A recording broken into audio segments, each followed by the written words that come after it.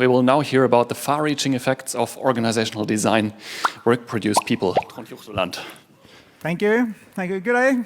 Oh, you're back again. Nice to see you again. Once again, just to start with a disclaimer, I'm going to talk about social sciences again today, but also from a non-social scientist, as I said. I think I mentioned that yesterday as well. My background is actually in natural sciences, done IT since 1999 or something like that. But this talk is actually more related to why I got into social sciences to the beginning in the first place, actually. So the output here is sort of a combination of 4 years study or something like that. Because I sort of went into this study because I was curious about why there was so much dysfunction in companies. And especially in the company where at that time it was horrible. It was a huge old company with a lot of mid-waist weight, if you know what I mean. There's a lot of management, a lot of dysfunction, a lot of name calling, pointing fingers, scapegoating, and all that. And also we tried, of course, many of you have, we have tried to sort of not manipulate that, but handle that by having agile teams, for example, like we take control and all that.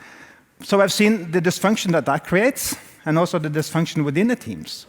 So that's what brought me to the whole topic of social sciences in the first place. And later, in some paper somewhere, I come across this saying. Or actually, the quote is from this book. It's from a guy called Philip Herbst. He was part of that Tavistock Institute. If you listen to my talks before, I've mentioned the Tavistock Institute numerous times. But he's not the most well-known of the guys over there, or the women. There was mostly men, unfortunately. I mentioned Eric Trist a lot of times before, and also Fred Emery. But Philip Herbst, was part of that Norwegian industrial program. He was kind of core in that experiments that was done there. And it's from that book I came across this quote, which basically says that the product of work is people, as well as goods and services. The society is no better than the quality of the people it produces. And I started me thinking quite considerably. It took some time before that sort of entered my brain properly. Is that work is so defining to everything we see in the world today. I mean, we spend so much time at work. So what happens at work is something that we take with us home afterwards. And that can have dire consequences if you're in a bad place at work. And the other way around, of course. It cut both ways, of course. So this talk is basically going to be, for those of you who went to my talk yesterday, we sort of went back in history and saw what sort of influences that created what I discussed yesterday as socio-technical system design and open system theory, which this book is also about. But today I'm going to look more at what's the effect of the learning that we have made during the eons, or since the 50s, basically. And especially how the structure, the systemic problems that we see, and what we can do about it. So how can we measure these systemic problems that we see? Well, let's ask the people themselves. So we measure what people feel at work, not how they score at things or whatever, but how they actually feel. So it's self-reporting, and it's very subjective, which means that I could have a very different score, my personal score, than you may have, right? And that could change from day to day, even. If I have a bad day today, probably have bad scores at some parts of these things.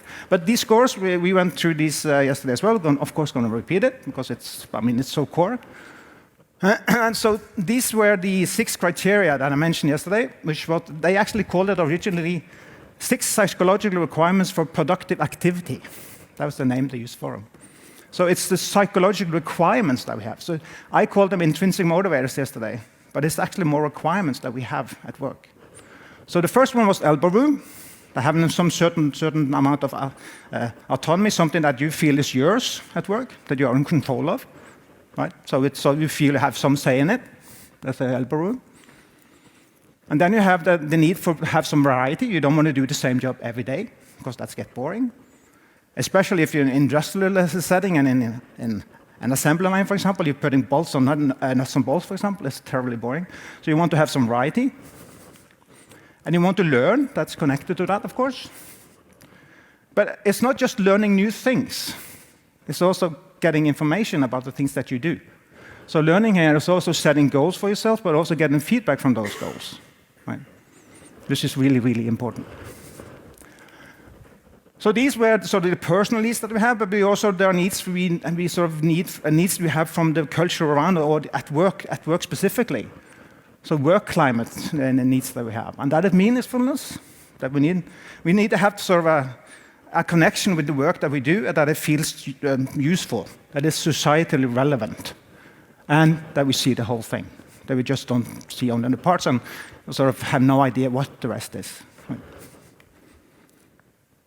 And we need mutual support and respect from the people we work with. And again, that cuts both ways. So it means that you need to respect your colleagues, and they need to respect you and support you in what you do. There shouldn't be fights, really. So immediately, if there's dysfunction, you probably score terribly at that. Right? And the last one is that you want this job to go somewhere. You want to grow in it. You want to have a career path, if you like. Right? It shouldn't be a dead-end job. So these 6, you can measure them. They're measurable. And usually, the way they measure them is like having a score from 0 to 10.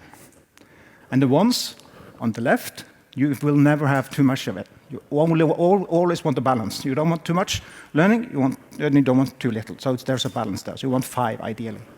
While the ones on the right, for your right, you want to max out. You can't have enough of that. Which means that these scores are very individualistic. What I feel as a variety is enough for me is totally different from somebody else. But I guess over here, if you max out, the rest of the people are also probably maxing out, most likely. So it says a lot about the environment itself that you're in at work. So these scores have been measured over and over and over again, and they're so defining what sort of structure you're working in. And so the rest of the talk is basically taken a little bit from that, and the second part of the title is taken from a paper by Marilyn Emery. And she's talking specifically about the design principles. I generalized it a little bit in my talk title, just to make it more open, so you don't have to understand the design principles in order to understand what you're going at. But we are going to follow that talk, that present paper. And that's the link to that paper if you want to have a look at it. It's readable. It's not something like highly scientific. It's approachable. But we are going to go through it basically today, and all the learnings that's in it. So, just to get the design principles out of the way, be quick about that, because I've told that again and again. But I think it bears reminding anyway. So let's look at, so that open system theory and socio-technical system design has identified 2. There's only 2. And they're called genotypical because they are like archetypes, if you like. You have a lot of implementation of these, but there are specific only 2 types.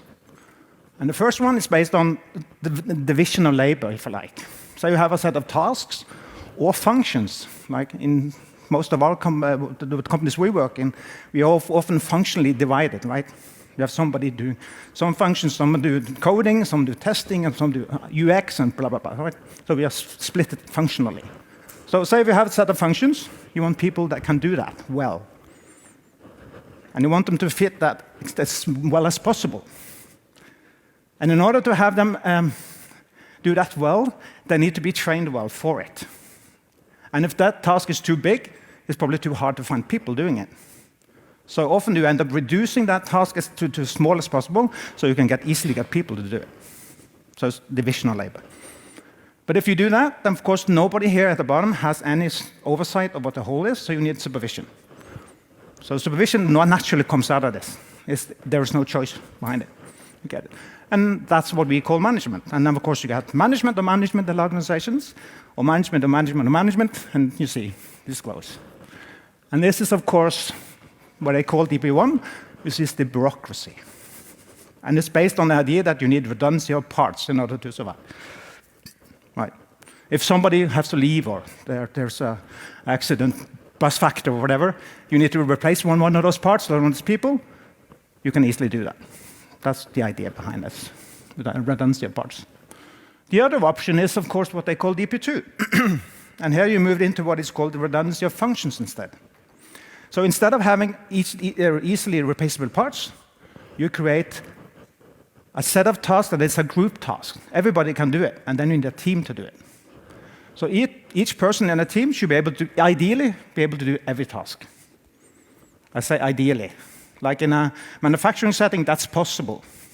In a highly skilled environment, that might not be as possible, but you should be able to sort of switch between the two. If you lose A, B can take over, somewhat, with parental leave or whatever. So that is a redundancy of functions you get here. So where would you place responsibility for control, coordination, and goal setting here in these two? And they land very differently, and they have to land very differently. Like in DP1, there's only one place they can be, and that is at the management level. They're the only one who can set goals because they see the whole.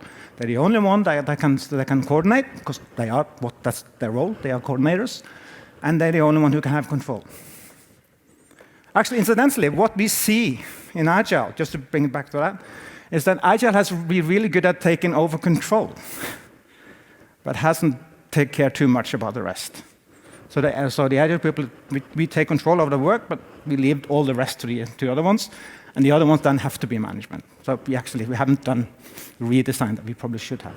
But anyway, back to that later. In the DP2, there's only one place it can be. It has to be in the team. And the interesting thing is that this one, so back to those 6 criteria. What do you think the 6 criteria normally, what sort of scores do you get in DP1? Anyone have a guess? Yeah, they're quite low. And the lower you go in the hierarchy. There's one place where it's good. Where do you think that is? All the way to the top, yes. The boss, everything's perfect. Wonderful. All control, everything's chugging along nicely. Because they have all the power and authority that they need to do the job. The lower you go, the worse it gets. And I got back to that later, but there's a lot of dysfunction that comes out of that, and that's going to be the focus of this talk, by the way. So DP2, totally different story. Consistently better scores in DP2. It's not perfect necessarily, because the teams have to evolve and all that, but you get way better scores. So people feel better there and there. Do you see any disagreement in that? Is that kind of obvious? So why are we choosing that all the time then? That's the issue here. And I hear a lot of argument, but that can't scale, all right? Oh, we have safe, we try the scaling thing, it doesn't work. Yeah, but it does. But you have to think like that all the way. You can't just stop at the bottom. So you have to build this hierarchy of functions where there are teams everywhere. And they're not flat. Notice this is a hierarchy. So the hierarchy is not gone, but the power hierarchy is gone. And that's why this is an illustration from one. I'm not sure if it's that paper, but the other paper. But they use the double lines for a reason, because it's a negotiation between peers. There's no controlling. That's all gone. So what we have here, what they call a hierarchy of functions. So people here at that level work at some productive. They produce some productivity, and they have some productive outputs. Also, the next level have that, and the top level have that. They all have productive outputs. There are no managing of others. So, this is an illustration that I use often now between the two, DP1 and DP2. It's a very classical hierarchy, and also a sort of semi-hierarchical set of teams in the other one. And if you heard the term jointly optimized, socio-technical system, that's a non-jointly optimized, that's a jointly optimized system. Because people are doing the optimization themselves. There's nobody here, there's no alignment between the technical and the social in this one. So it's none. And also, remember, this is a legal, both these design principles are legal principles. These are the ones that you are sort of signing off for when you're getting hired. Who do you report to, and what's your boss? Here, same here. So it has to be written. It can't be just informal. It has to be a formal contract between you as an employee and then the employer in this setting.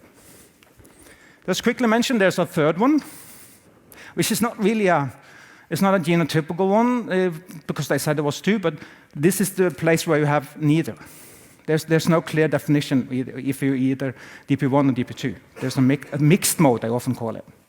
Then you get the effect of what is often called laissez-faire. So you don't really know who's really in control. And this is how I actually picture Agile, mostly. We try these things with teams at the bottom. Right? This Agile teams say, oh, that's really not playing along well. Here, but we have the structure above, as before. So we have tried to do some adjustments to the hierarchy. We want to go back to something that was more team-oriented, but we're not getting there quite. So we get stuck in that mode, which is the mixed mode, what I refer to often. I haven't got time to go into that today, but the mixed mode is actually worse than DP1 in the scores, because there's confusion there as well. Here, there's no confusion who calls the shots. It's obvious. It's the boss, the one above. Here, I think we can call that. We can say that, and then suddenly shit hits the fan, and then the boss appears again. Right. So there's confusion here. Who's calling the shots? So what we're going to look at today is to see between these DP1 and DP2 and see what sort of effects they actually have on us, both the workers, but also society as a whole. We're going to look at productivity. We're going to do that first, because there's always a question. It's like, oh, that have to be way more efficient than that. But I'm going to show you, numbers are not telling this differently. It's not as you may think it is. And also the quality of the products produced are very different. The communication lines are very different, how communication is working. So, it doesn't help to train people to communicate better. There are issues here as well.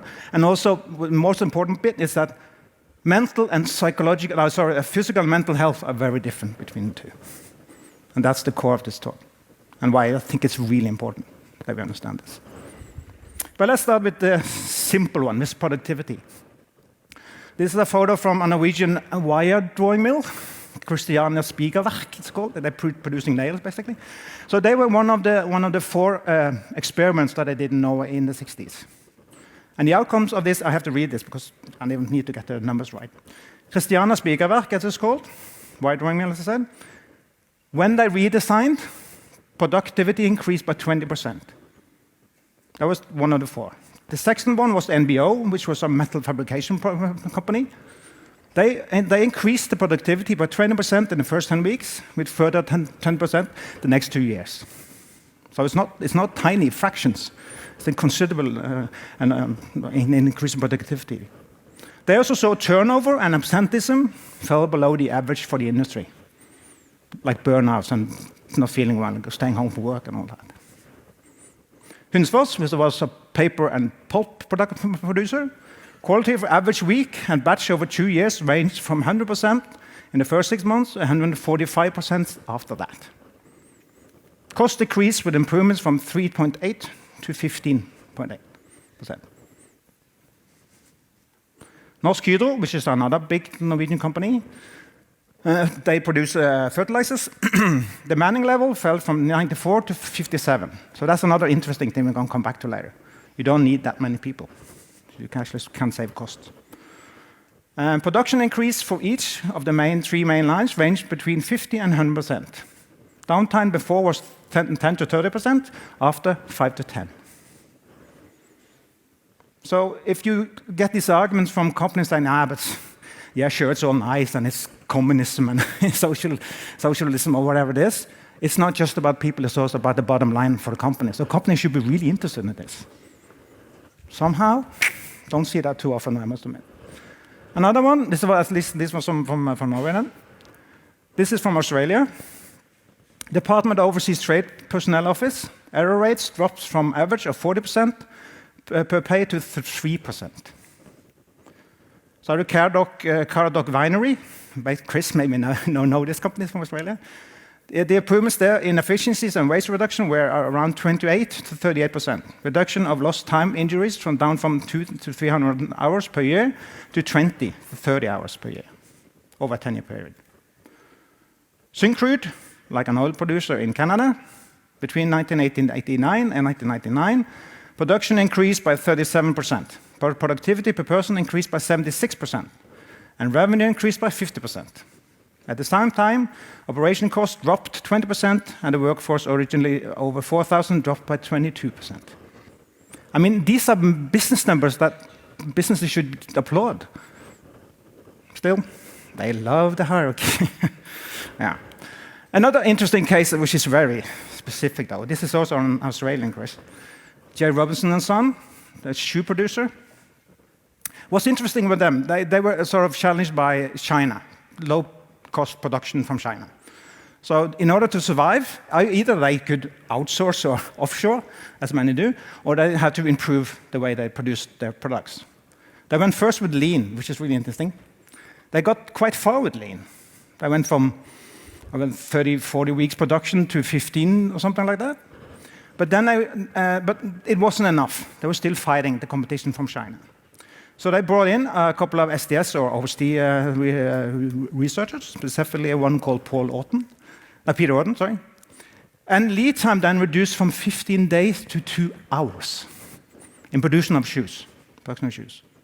So what they essentially ended up with, that you could come in the morning, order a shoe, pick it up after work when you leave home. So you can custom. So they went from mass production because they couldn't fight China there. So they went from custom design, custom production. For massive improvement. Yeah, and they also had numbers of absenteeism from 4 to 1.5%. So the point is, there is no, of all these are just a few examples, none of the examples across the world have lost in lack of productivity. Everything has gone up when you do a transition from the DP1 to DP2. So the productivity is a good thing. It's always it's a positive. So look at communication problems, because this is something that pops up a lot, in IT at least. We send people to communication trainings and all that, right? You should be able to communicate better with your colleagues and all that. So, but this is HR approach to fixing things, is fixing people. They do nothing with the structure. The structure is still there. When you move from DP1 to DP2, this type of approach is necessary. People should be able to communicate with us. It's not that. But it's necessary, but it's not sufficient. So this is actually a false approach. You can't fix people and make the thing go better. Not the same way that you hope it will. What you need to do is then do actually this move though. So you need to do because this structure significantly influences the way you communicate with people, right? If you look at these two, if you have a hierarchy where you have reporting lines, if you want to make some changes done in your organization, in your part, you probably have to coordinate with somebody above, and they probably have to coordinate with someone above them again, and then have to go down again to the other level, and right. We try to compensate with that, with having like cross-functional teams and all that. So we managed to do some adjustment for it. But most of the time, if it's real changes that need to happen, it has to go through the formal lines. And I hear companies that disallow communication between at the bottom. Oh, no, you need to take that with the boss. Escalations, right? You have to do that. So the communications lines are longer, and there's a lot of them. Like here, there's I think there's 28 communication lines here, Here, there's like 5. But the difference is, people always think that there's one-to-one, because this is a high focus on the individual, right? So the individual have to communicate with another individual in a hierarchy, in a sort of product hierarchy. Here, they are communicating as peers. There's no power structure between them. It's just you and me talking at the pub. That's not here, different. So when you're doing that, the authority here is replaced.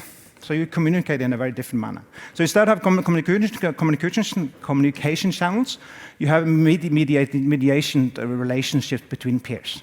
It's a very different way you interact with people. And also, of course, here there is all this. I didn't go into that earlier because I want to wait for this. This is highly competitive environment. Maybe you don't see it in the daily business, but if you at the bottom, you want to have a career path, you have to go up usually. Right? People celebrate. They've got promoted to chief architect or principal engineer or something like that. But they celebrate that because you're moving up the hierarchy by doing that. Which means that, and there is fewer of those positions above than below. So it is inherently a competitive nature to come up. And you want to hide bugs, you want to hide problems that make you look bad in that. But while here, it's a team cooperation thing. Every error needs to be risen because we want to be better at it, because you have the same goal. Here you have a personal goal. You want to go up. So it's extremely focused on the individual here. Here's the focus on the group step. So it's a very asymmetrical coordination here, while instead of what's over there. There's lack of reciprocity here, which you have here. If I help you, you help me, kind of thing. Here you have no guarantee of that. If you help your neighbor, that neighbor may get promoted the next day or something, and you help them get promotion, and you're stuck. Normally not as the function like that, but you see, I think you get my point. Yes. So there's a predominance of orders here. There's no orders here. There's collaboration. Different. And also there's this focus on egocentrism here. There's this I and the others. There's no we, there's me in this model here. Incidentally, also, I suspect that Americans love that, do not love that. I'm not talking down to Americans because they say it themselves, they focus on the individual. So this is a perfect model for an individual focus. That is not, because you are part of a group. There's no so much. I mean, your needs get met, but you don't have that power, as you did in DP1. So there's these status gaps going on here, of course. And another interesting thing, which is more of a system thinking approach, is that if you agree with Akoff and Fredemir that says that people are open, purposeful systems, they all have free will and all that, what is happening over here? You have to submit yourself to your organization here. You have to submit yourself. You have to follow the orders. You have to acknowledge there's somebody above you that controls you, that takes away some of your purposefulness. There's things that you can't do at work. So that's reduced here. Here's enhanced, amplified. Because you as a group, you want to be something bigger. So you can bring all your stuff to work. Yes, you can get into disagreement with people in the team, but it's not structured, it's not consistent. Right? And you can negotiate your way out of things. Here you can't. The system is fading. So this is systemic problem. This solved. So Akoff often talks about resolving problem versus resolving problems. We have problems we try to solve. Right? We try to sort of mediate all this power structure and try to create streams that sort of bubbles that sort of are hidden from bureaucracy. Here we are solving the problem. It's all gone. It's not there anymore. I briefly mentioned yesterday something called Bayon's basic assumptions. So this was from a guy called Wilfred Bayon. He's a psychoanalyst. So he was working with patients. And I think he was the first one that introduced group therapy. It was back in the 40s, around the war. He was working with people that had PTSD from the war. And he noticed the effect of leadership. And leadership being him as a doctor to the patients. What sort of effects does he have on the group? I mean, nobody has seen this before you had the group, so this is a group effect. So the study of group dynamics kind of started with Wilfred Bayon. So he noticed there was 3 results of having a leader in a team. One is dependency, which means that if you have a strong leader, you get dependent on that leader. You decide, okay, the leader knows best, I'm going to do whatever he or she tells me. If I go outside this, I'm taking risks. Because the leader probably knows more than me, I shouldn't do that. And if I tried that sometimes, I get told off, I'm not doing that again. Right. So then you got dependent, full dependency on the leader. Or you get the fight-flight, which is probably where my Norwegian heritage pops in. I usually don't fall for dependency, but I end up there. I get potentially a little bit aggressive, or I give up and just leave. That's what fight-flight is, right? I usually don't leave, so yeah, I end up doing a lot of arguments, unfortunately. So I'm probably not the most popular co-worker at the hierarchy, because I get frustrated by it, hence the study. But there's another interesting effect, which I think we forget a lot. if you look away from the fact that when Mine was looking into it, he was very like a man of his days. So his pairing for him was actually literally pairing between a man and a woman. They were coping by getting together. But I guess in a psychotherapy setting, that could be something that happens. But they have generalized that, and it means that if you have a leader that controls you a lot and you don't know how to deal with that, you ask your neighbor, your colleague, can we figure out how to do this together? You get support from your colleague instead. That's pairing. You manage by pairing. That's what I think we do in agile teams. Right? Yeah, well, let's get together, let's figure this out, and leave the rest craziness to themselves. So what OST then did, or socio-technical system design, and specifically OST, notice that these are very structural. You only see the boss in DP1. You never see them in DP2. Because in DP2, you have something that Brian called work mode, or creative work mode is what they call it later on. It's like leaderless. But if you take away the leader, what happens then?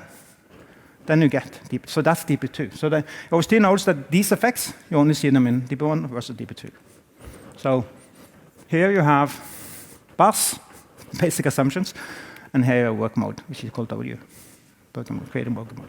It's the only place where you get that.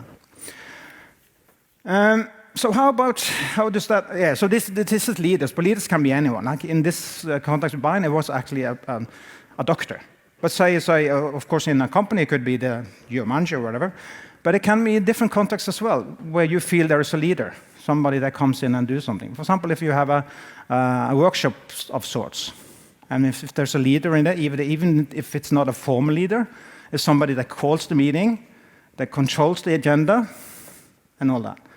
It's the same thing. You get the boss there as well. They observe everywhere where there's leadership. You get boss. So it's not irrelevant it's actually relevant in any context that you're in, probably. You're going to see, if you keep noticing what boss is and looking for it, you're going to see it everywhere. I actually had a discussion yesterday with Kenny and asked him about when he does this workshop. Yeah, boss do pop up a lot. You're going to recognize it again and again. It's really rare that you get the W, unfortunately. And that's sad.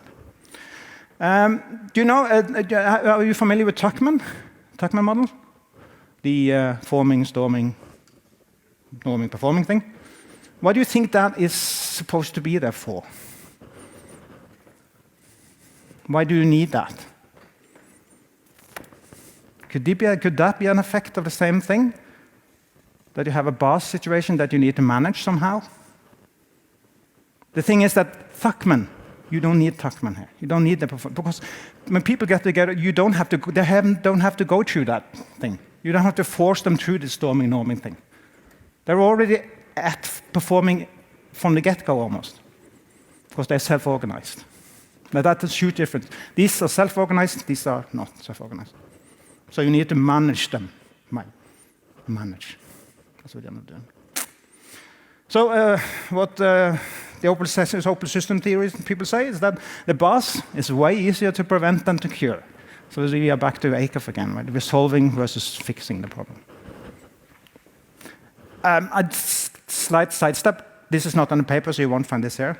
Metcalfe's law, anyone seen it? And you've seen what it's used for, as an argument for? Oh, we can't have teams of a certain size, right? Because there are too many communication lines. I suspect, this is, firstly, it's very reductionistic. You assume that parts are actually machine parts, more or less. They need to connect all the time. People don't work like that. People are purposeful, right? So if we agree and then we have a common goal, we don't have to coordinate all the time, right? We have a direction, we are set, we are sort of have the same mental model, we are going together. You don't have to have that constant coordination. So this reminds me of DP1, like reporting lines. Then it makes sense. You don't want to have, if you're a manager and a leader, there's a certain amount of people that you can have as reports to you. If you want to have this one-on-ones all the year, right? Reviews and all that stuff. Then, of course, this plays in. But in DP2, you won't see this anymore. It's not a problem. You'll resolve that problem as well. And also that. I'm not sure if you get this, but Dunbar's number. I came up with the monkeys here because you know where that studies come from. It's from Fred Dunbar, and he's doing research on primates, monkeys. And he's comparing their their frontal cortex and comparing that to the team structure that they sort of have. And they see there is a correlation between those two. So yes, so he came up with the numbers. Like 15 is the closest thing you're going to have. 50 are some people that you can call friends. And 150 is like people you can have a meaningful relationship to. But these numbers are transferred from those studies to humans without doing actual research. Right? So it's an extrapolation of insights from primates to humans. And again, we're missing the point that humans are purposeful. I'm not saying the monkeys are not. They might have some purpose or something of some kind, but we don't know that yet. So there's a huge difference anyway, right? So don't fall into those numbers. And also, I mean, the research has been debunked a number of times. I mean, if you look at the error bars, the numbers could be anything, really. So 150, don't stick to that. The same. Sorry, a little bit of a rant there, but that comes out of just reading too much social science, I guess. Yeah, let's look at some other effects that you have, which is so interesting in DP1 versus DP2, and that is error rates. And that is connected with the authoritarian way of having the structure in one and non-authoritarian in the other. If you have errors in the authoritarian ones, you want to dampen them, because they make you look bad, sorry, right? If something happens, you want to, and that's not just on the bottom. The ones they can report it to, they want to be able to report good things further up the hierarchy as well, so they dampen what they hear from beneath. So the boss at top, from them, everything looks perfect, because they got all the beautiful reports that says everything is going like ace. Because everybody is like hiding the errors, the bugs, the problems. Because it makes them look bad in a DP1 structure. So DP1 structures are inherently error amplifying. You get more errors at the bottom, but less is known to the rest. There's no control of errors. Yeah, I think I mentioned that. While in DP2, there's nobody you report to. There's nobody asking you for reports. There's nobody asking you for reports and then modifying it to make themselves look good. There's none of that in DP2, because they work as a team. So if there's an error and nobody says anything, the rest of the team is going to be furious. Why didn't you say anything? That could help us fix the thing that we have struggled with for years, and right? So there, everybody's interested in actually fixing the bugs. There's no, because you don't have to report it to anyone. So it's error attenuating. Errors are learning, a learning opportunity. It's also why I have a talk called Creating Learning Organization, because DP2 is inherently a learning organization. You want to have this information all the time. Errors is an opportunity to learn. And then, sorry, not sorry. What do you think this is? Personality conflicts. Have you been in those teams? Oh, these two guys, they can never get along. I've been in a project team where we actually had two consultants fighting. Both were thrown out. They didn't get along, like personally, but they not like because they were like very different, but they had disagreements like on the topics. But they were getting quite aggressive with it, and they were thrown out. So personality conflicts is the same thing with error rates. You want to hide them as much as possible. So it's similar to communication problems and error rates. So there again is the asymmetry again, right? So it's a fertile ground for conflicts. So people are like, okay, I'm gonna sit on my hands for now. I'm not gonna say anything. Or if I say anything, I'm gonna create a lot of problems. I'm the stupid one, right? All that stuff. Everything has to be hidden. I don't know what Kenny left, but he talked about what is the shadowland he called it. That's the shadowland. That's what's happening in a DP1 structure. So if you have a workshop where people feel that they can't speak their mind, they're in a DP1 setting. If they're in a DP2 setting, they recreated this themselves, there's no need to hide anything. Actually, that brings something to the thing, if you do share.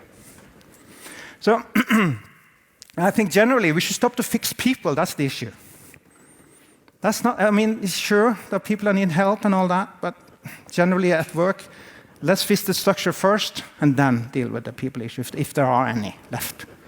Probably a lot of them are gone. because we think we can just tweak people. Sorry, HR, but that's what you're doing. HR, a human relations school. Yeah, so that brings me to the most important part of this talk. This is what I think of as mental health.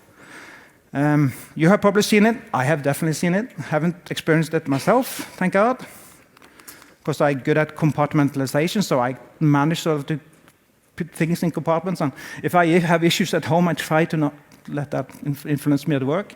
But not all people do manage that, so I'm quite happy with that ability. But I've seen people hitting the wall at work. I had a boss at my previous company.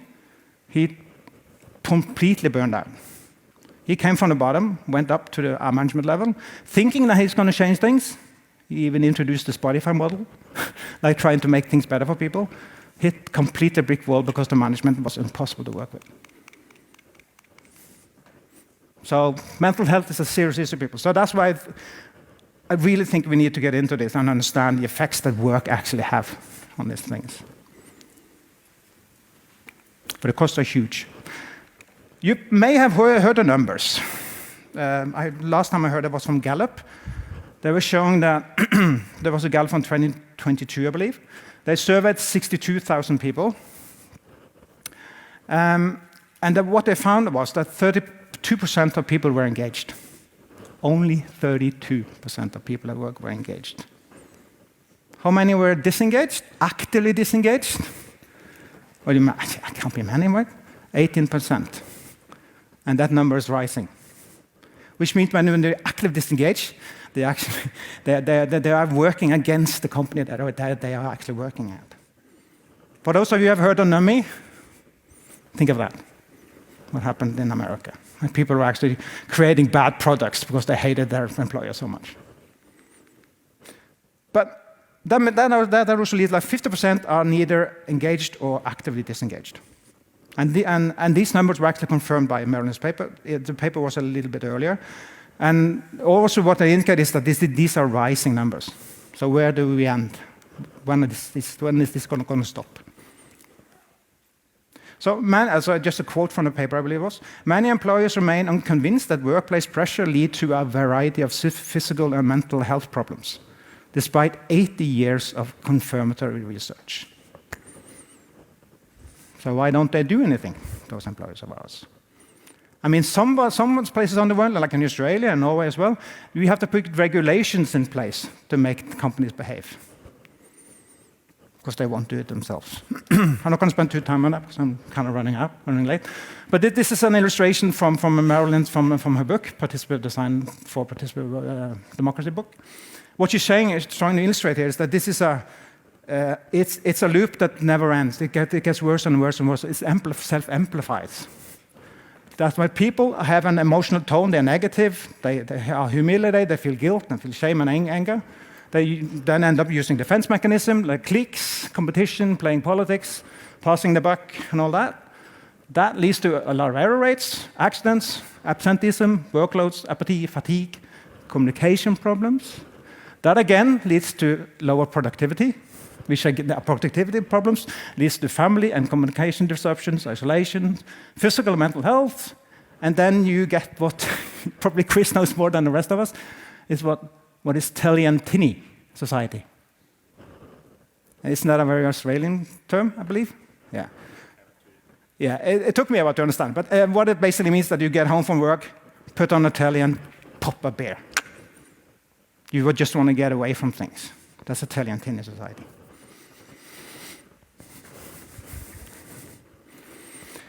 So they actually went further with this. They did a survey, some research on this. This is not the original paper, but that's the one that's available. The original paper was called, because it's probably behind a paywall or something, it's called Mental Health in the Workplace, Recent Results from a Joint Canadian and Australian Study by these people, Merrill, Nemley, De Guerre, Orton, and Trond. What they set out to do was to measure the effects of the DPs on health and organization performance. But they retuned it after they started because they saw that there was so much mental health problems. So they actually focused a little extra on mental health. So the hypothesis was that to record better mental health after transition from DP1 to DP2. That's what sort of the goal was, to see if there was any improvements. So mental health was then measured by self-reports, like the 6 criteria and more. And by measures of 18 emotions or affects experienced at work. They had 18 parameters that they measured. What they showed, that many organization factors was sort of affecting this, but only 2 were non-organizational. They were personality factors and demographics, which says a lot. We all said, oh, no, it's the people that's the problem, or no, it's probably a cultural thing. It's there. There's like 2 of 18 factors. The rest was structural. And they managed to show by something called causal path analysis that there is a direct relation here. DP2 enables behaviors that improves mental health and performance, organization performance. So these are real data and research. You can look it up. You can show this to your boss if you like. Just to show them that this is serious. Right. So again, the numbers here show productivity increase, 10 to 22%. Actual sick leave shows 28% decrease in absenteeism. Actual numbers, it's not reporting, that's actual numbers. 81% increase in employers' engagement. So redesign works, not only for productivity and the bottom line, but for people to have a better day at work. They feel better. Which then, incidentally, leads to a better world. Right? Because I don't think any of you leave your job at work when you go home. I sure don't. So a productive workplace helps produce a productive, healthy people. That's what Herbst was saying. So she was referring back to Herbst that work produce people. So that's maybe where I actually came across the thing. Going to finish off by, she also busts some myths at the end, which I thought was really fun, so I'm going to do those. Mythbusting in the end here. First one, improving conditions for the people risks profit. No, it don't. That's a myth. It does not at all. As we showed, productivity goes up, quality goes up, blah, blah, blah. There's no examples of decline in productivity after a redesign. None. So that's false. And I suspect many leaders feel like, we have done these redesigns of teams, we have built a new offices with fancy office space where people can interact and communicate better. It costs a lot, but there's no change because the structure hasn't changed. It's a superficial change. So those changes are probably what they are used to, and they see that it's not helping. But they have to rethink the way they organize themselves. That's where they have to go. Second one, improving 1 or 2 factors can change the whole. Yeah, this is basic system thinking, right? Local optimization doesn't necessarily fix the whole. Most likely do worse most of the time, because you haven't considered the rest of the parts when you do that. And that, of course, connects with the other one here. Like, for example, if you try to fix the communication lines, if you put people closer together in the offices or whatever, it may have some changes, but it will not change the whole. And the last one, it's the people, stupid. Stop fixing people to solve organization problems. Value people over all else. Let people fix it themselves. Don't treat them like kids at work. And for you, don't let yourself be treated as a kid at work. I hear a number of times when people say, how should we do this? Can we figure this out? Nah, let's wait until the grown-up shows comes. They even use the words grown-ups, talking about management and leaders. So why do we allow ourselves to be treated as kids when we get into the office door? We wouldn't accept that at home with our spouses, for example. I'm sure we wouldn't. Right. So incidentally, valuing individuality in a contextual setting is actually bad. You need to value it as part of a society, a part of a team, a part of a cohesive whole, a team, or a group of people. Because from social science, at least the Trond I work on, the individual focus is completely wrong because we grow to other people. Have you heard of the Ubuntu saying? They are saying that we grow to others. It's through others that we get realized. It's me standing on stage talking to you. That gives me a buzz because I can share something with people. And you get to work, you feel the same thing when you actually manage to do some proper good work. We did this. It's a much better feeling than, I did this. Hello. And if you do, and that research showed that, if you isolate people from everybody else, if you take away their environment, if you remember what I said yesterday about open systems, if you take away their environment, you're abstracting, people are dying, they're withering away. So you need the environment. And the environment for us is people around us. We are social beings. Yeah, just a shout out again, I always do that with these two, Marilyn, Fred. And I'm going to end with a quote because I'm on time. As soon as people are forced to compete, they have to look after their own self-interest. No, their own interest and self-interest comes to dominate the life in DP1 structure. All the team building in the world cannot change that dynamic. And with that, I want to say thank you for your attention and hope it will change the world. Thank you.